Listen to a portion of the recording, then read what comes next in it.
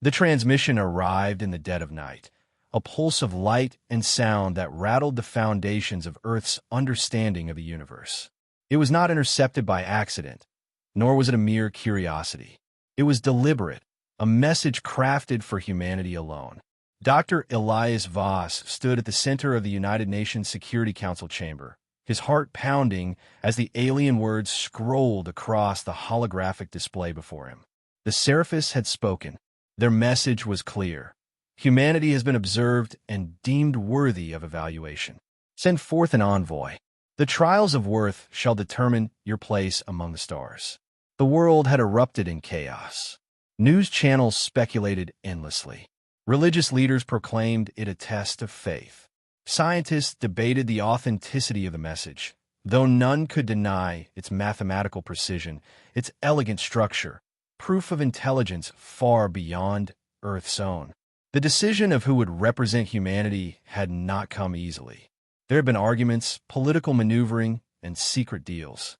But in the end, it had been the minds of science and philosophy, not the weapons of war, that had prevailed. Dr. Elias Voss, a linguist and philosopher, had been chosen not for his ability to fight, but for his ability to understand. Now, standing on the tarmac of a secured space facility in Geneva, he watched as the Seraphis vessel descended from the sky. It was unlike anything human minds could have imagined. An ethereal structure, shifting between solid and translucent, its shape in constant, impossible motion. There were no visible thrusters, no sound, just an eerie hum that vibrated in the bones. The world watched as Voss stepped forward. A diplomatic envoy had attempted contact hours earlier, but the ship had ignored them. It had waited for him. A panel of the ship melted away, revealing a tunnel of shifting light. Voss swallowed hard. He had prepared for this moment, yet the reality of it threatened to paralyze him. He turned one last time to the gathered officials, the scientists, the onlookers holding their breath. He gave a nod to Dr. Harlow, his closest friend, whose expression was unreadable. Then, with a deep breath, he stepped inside. The moment he crossed the threshold, gravity seemed to shift. The air smelled of nothing, yet it was thick with something unseen, something ancient. The walls pulsed as if alive. Then a voice, not spoken, but projected directly into his mind. "Welcome, Elias Voss. The trials await." A brilliant flash consumed his vision, and then he was gone. Elias Voss awoke to silence. For a moment, he wasn't sure if he was even breathing. The air around him was neither hot nor cold, neither thick nor thin. It simply was. His body felt weightless, yet when he moved his hands, they obeyed as if gravity still had a claim on him. Then the world snapped into focus. He was standing in an enormous chamber, vast beyond comprehension. The walls shimmered like liquid metal, stretching into infinity, yet the space did not feel oppressive. It felt intentional, purposeful, and he was not alone. Around him, 5 other figures stood, each one starkly different from the others. Some vaguely humanoid, others alien in ways the human mind struggled to categorize. They were representatives like him, envoys from their own worlds, their own civilizations called here by the Seraphis to prove their worth. At the chamber's center, a great structure hovered above the ground. It was a monolith of shifting symbols, rotating and reforming as if sculpted by invisible hands. As Voss stepped closer, he realized the symbols were languages, hundreds, maybe thousands, changing in real time. He recognized some patterns from human linguistics, while others were completely alien. A voice resonated through the chamber, not spoken aloud, but projected directly into their minds. "You have been chosen." Voss turned toward the sound, though he quickly realized it was not coming from any direction at all. Instead, a being emerged from the air itself, its form coalescing from strands of golden light. The Seraphis. It was humanoid in shape, but unsettlingly perfect. Its face was neither male nor female, its features symmetrical yet fluid, shifting slightly with every moment. Its eyes, if they could be called that, were orbs of white fire, burning with an intensity beyond comprehension. Before you stand the gathered representatives of species seeking ascension into the galactic community, the Seraphis intoned. Your civilizations have reached the precipice of worth. But knowledge alone is not enough. Power alone is not enough. You must prove yourselves through the trials of worth. Only those who succeed will be granted entry into the greater cosmos. Voss's mind raced. The weight of the moment was suffocating. This was more than diplomacy. This was a test that would determine the fate of humanity itself. A guttural growl pulled his attention to one of the other envoys. The creature towered over the others, nearly twice Voss's height, with armored scales and burning orange eyes. It spoke in a deep, rumbling voice, its words translated instantly in Voss's mind. This is a waste of time, the being snarled. We are warriors. We have conquered our world and beyond. Why should we prove ourselves to lesser beings? Another envoy, a slender, crystalline entity pulsing with blue light, responded in a melodic tone. Because conquest is not the only measure of worth, Drek. Drek. Voss committed the name to memory. It fit. The creature radiated aggression, its every movement deliberate, predatory. A dangerous rival. The Seraphis raised a hand, and the chamber's walls began to shift. From the ceiling, enormous archways opened, revealing corridors of shimmering energy. Your first trial begins soon. Prepare yourselves. The path to ascension is not given. It is earned. Voss felt his pulse quicken. He had spent his life studying language, philosophy, the patterns of human civilization. But now he stood at the edge of something far greater, a challenge that would test not just his intellect, but his very existence. And he had no idea what would come next. Elias Voss stood at the entrance to the first trial, staring into a corridor that did not seem to have an end. The walls shimmered with iridescent light, twisting and shifting like liquid metal. The Seraphis had given no instructions, no explanations, only the simple declaration. The first trial begins now. Around him, the other envoys were equally wary. The Drek warrior let out an impatient growl before striding forward, his heavy footsteps echoing into the void. The crystalline being, who Voss had learned was called Marvek, tilted its head in thought before following. Voss exchanged a glance with the final envoy, Lyra 9, a synthetic life form composed of sleek black alloys and glowing cyan filaments. "Do we just walk in?" he asked. Lyra 9's luminous eyes flickered. "There is only one way to find out." Voss took a breath and stepped inside. The moment he crossed the threshold, the world around him changed.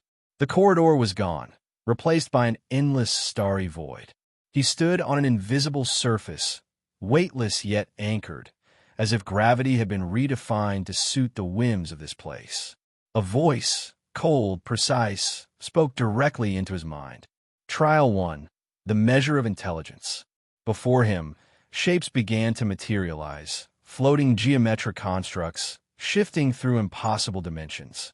Some resembled mathematical equations, others abstract symbols that pulsed with energy. He recognized fractals, prime sequences, quantum matrices, concepts that spanned the realms of mathematics, linguistics, and logic. He wasn't just looking at puzzles. He was looking at language. He reached out to touch one of the shifting symbols. As soon as his fingers made contact, the world reacted. The symbol split into 2, then 4, then 8, cascading into infinity. The light patterns twisted, reforming into a question, not in words, but in pure meaning. He understood instantly. It was a test of pattern recognition. Voss felt his mind racing. He had spent years deciphering lost languages, constructing meaning from fragmented texts. But this was different. This was a language that built itself around his understanding. The others were already engaged with their own puzzles. Marvek's crystalline body pulsed as it emitted sound waves, interacting with the structures before it. Lyra 9 moved with machine-like precision, adjusting and analyzing the symbols at speeds no human could match. And then there was the Drek. Voss turned just in time to see the towering warrior growl in frustration. The Drek lashed out, striking one of the symbols with a massive clawed hand. The construct shattered, and instantly the void reacted. A rift opened beneath the Drek, and in an instant he was gone. Voss's breath caught in his throat. The Seraphis had not warned them of consequences. But now, it was clear, failure was not an option. A cold sweat formed on his brow as he turned back to his puzzle. The shifting symbols awaited his response. Time was running out.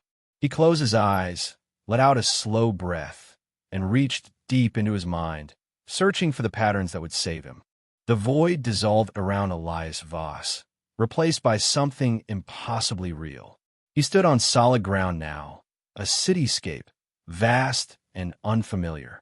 Towering structures of glass and metal stretched toward an orange-hued sky, bathed in the dim glow of twin suns. Streets pulsed with movement as humanoid figures, some eerily human-like, others completely alien, went about their lives.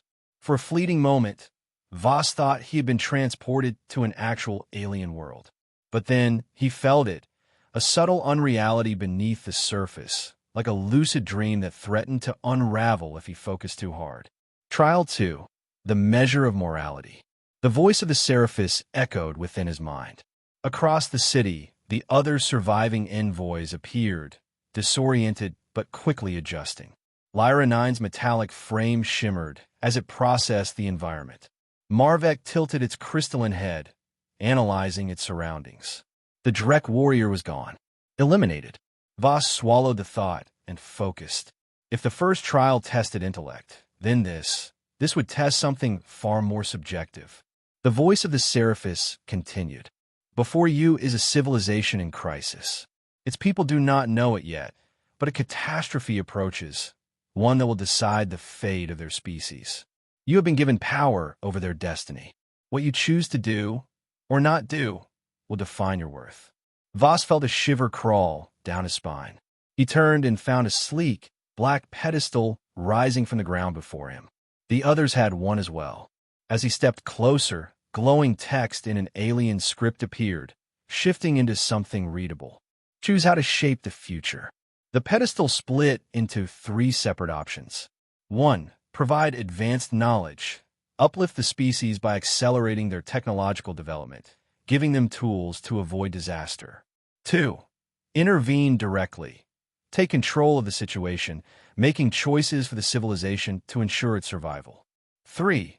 Observe without interference. Let the species determine its own fate, even if it leads to extinction. Voss exhaled sharply. This was not a simple choice. There were consequences no matter what he did. He glanced at the other envoys. Marvek stood motionless, the light within its crystalline body flickering rapidly. Lyra 9 had already placed its metallic hand on an option, likely calculating probabilities with machine-like precision. And then the real test began. The city moved. It was no longer a static environment, but alive, dynamic. Screens across buildings broadcasted news. People conversed, argued, celebrated. Voss saw a marketplace where vendors exchanged goods, a school where children learned, a government debating policies in a vast chamber. And then a ripple of unease. The first signs of crisis. A newscast flickered into existence before him, showing disturbing images. A growing power struggle among factions. Pollution worsening in the skies. Scientific studies warning of resource depletion. It was subtle, but the patterns were there. This society was approaching a tipping point. If left alone, would they survive? Would they find their own way forward? Or would they fall? Voss felt his pulse quicken. He had spent his life studying civilizations, watching the rise and fall of empires in history books. But now, he wasn't just an observer. He was the one holding the scales. He clenched his fists. What was the right choice? He looked at the pedestal again. He had seconds to decide. And then, he placed his hand down. The world reacted. The moment Elias Voss made his choice, the cityscape around him shattered. It didn't fade or dissolve. It broke as if it had never been real at all. The towering buildings, the people, even the twin suns, all reduced to a cascade of shimmering fragments, vanishing into the void. Voss gasped, his breath sharp in the sudden silence. He was back in the Seraphis chamber. So were the others. Marvek stood frozen, its crystalline body dimming. Lyra 9's metallic frame flickered with raw data, processing everything it had just experienced. The Seraphis materialized before them, its golden form shifting like liquid light. The second trial is complete. Voss's heartbeat was thunder in his ears. He had chosen to provide the civilization with knowledge, enough to guide them toward survival, but not so much that he dictated their future. He had hoped to find a balance. Had it been the right choice? The Seraphis, as always, gave no clear answers. Instead, it simply raised a hand. One of the pedestals vanished. The envoy who had stood before it, an insectoid being covered in chitinous armor, was gone. Erased. Voss felt the weight of it.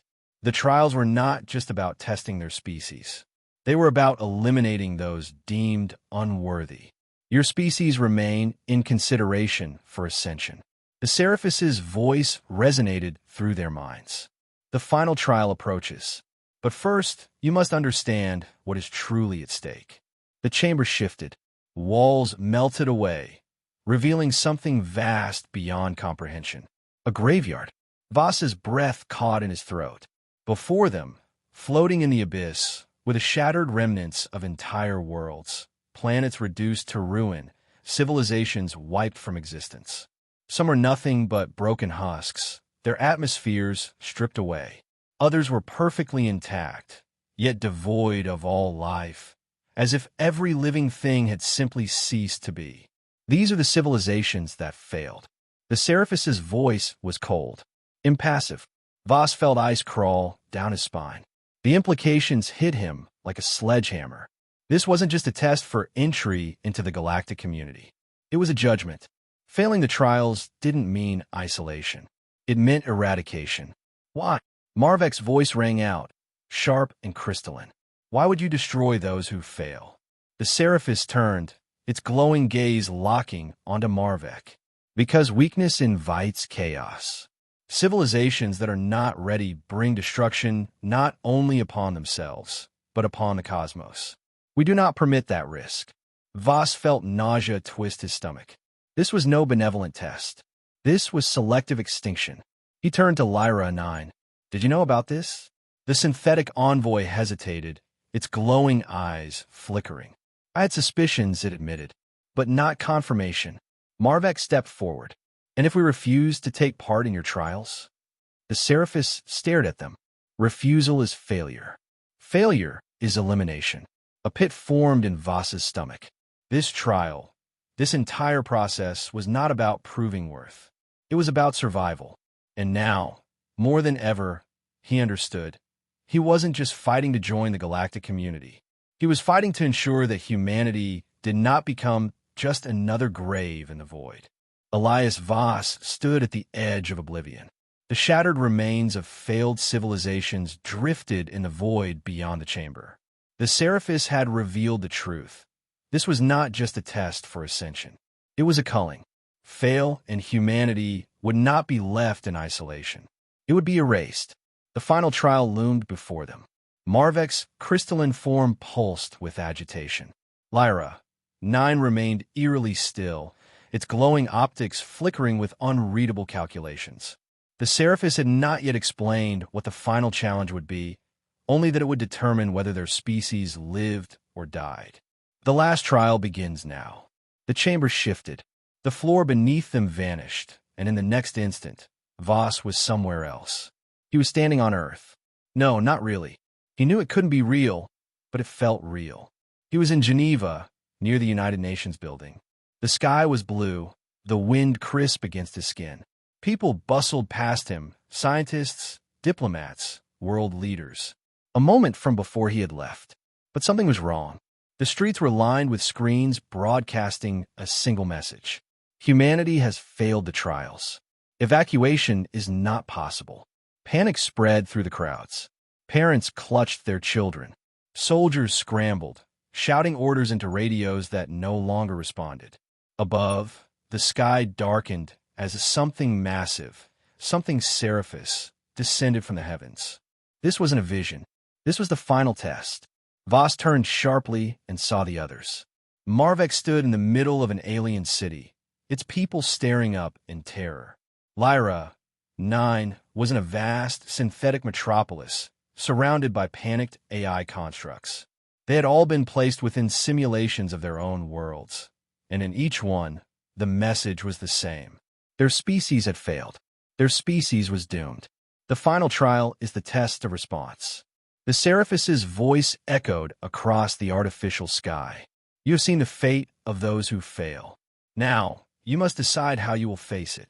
The options appeared before Voss, floating symbols that pulsed with meaning. 1. Surrender. Accept humanity's fate, hoping for mercy. 2. Resistance. Rally Earth's defenses and fight against an enemy that cannot be beaten. 3. Escape. Attempt to preserve a fragment of humanity, even if the majority is lost. A cold sweat formed on his brow. This wasn't about proving humanity's intelligence. It wasn't even about proving morality. It was about how they responded to annihilation itself. He looked toward Marvek and Lyra 9. He knew, instinctively, that they were facing the same decision. He had seconds to act. Voss clenched his fists. There was only one way forward. He rejected the options.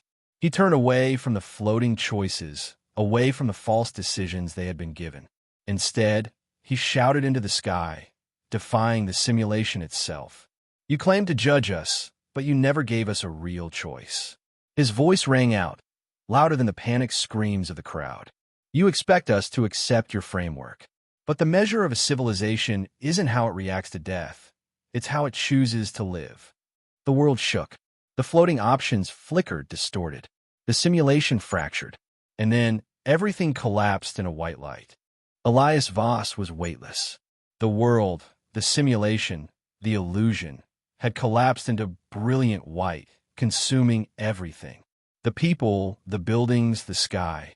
Even sound itself had vanished, leaving only an infinite, silent void. Then, suddenly, reality snapped back. He was standing once again in the Seraphis chamber. The shifting metallic walls pulsed softly, as if aware of his presence. Marvek and Lyra, 9, stood beside him, both disoriented but intact. The Seraphis materialized before them, its golden form flickering in and out of shape like a mirage. But this time, something was different. There was no cold detachment in its voice, no omnipotent certainty. When it spoke, there was something almost curious beneath its words. You rejected the framework of the final trial. Voss's heart pounded. He wasn't sure if he had broken the test or doomed humanity. Explain. He swallowed hard. The weight of Earth's survival pressed down on his next words. You never gave us a true choice, he said, his voice steady despite the terror curling in his chest. You wanted to see how we would respond to death. But that's not what defines a civilization. It's how we live, how we fight for something greater than survival. He gestured toward the vast graveyard of failed civilizations still hanging in the void. You claimed those species were unworthy. But did you ever ask if your test was flawed? His voice rose. Did you ever consider that true worth isn't measured by intelligence or morality alone, but by the willingness to defy impossible odds? To reshape fate itself? The Seraphis was silent.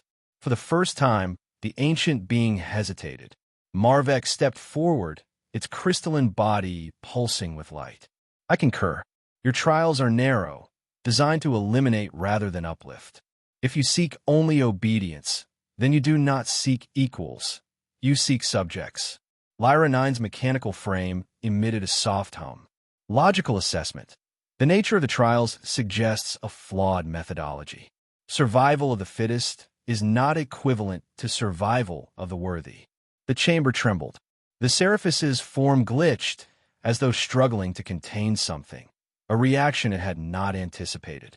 Then, in a voice that resonated with something deeper than sound, it finally spoke.